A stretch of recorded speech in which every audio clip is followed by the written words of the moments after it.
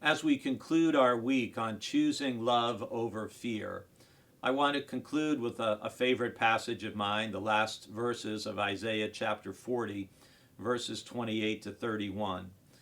How do you choose love over fear? Part of it is by focusing on our relationship with God and who God is and how God and all of God's greatness transcends whatever particular problems, issues, or challenges we may be facing personally, or the larger issues that we may be facing as a nation or even on a global scale.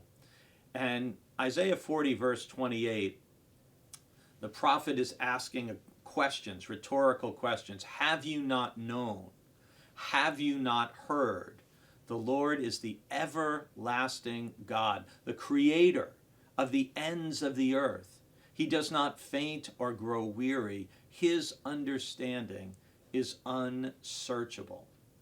And part of why this verse to me is so comforting, it's such a bedrock kind of verse, is because it's reminding us they have known, they have heard, because Isaiah has told them, as have other prophets before Isaiah, that first of all, the Lord is the everlasting God. God is the one who has always been, always is, always will be, and God is so vast, the God of the universe is the creator of the entire earth. For God, our earth is just this small little place it's a drop in the sea of the vast universe that God has created. And not only that, Isaiah reminds us that God does not faint or grow weary. And this is one of the big differences, right, between God and ourselves. We all get faint. We all get tired. We all get weary. We get exhausted. And we get that way in every way you can think of. We get exhausted and tired and faint physically. Think about it. We end up sleeping about a third of our life because there's only so much we can do, and then we've got to sleep. We have a death and resurrection every day, if you want to think about it that way. And we get physically tired and run down. We get emotionally tired and drained and weary of so much bad news, and we're exposed to videos of trauma and terror and natural disasters and war. Every day we can just be inundated with these things, and they just wear us down and even crush our spirit.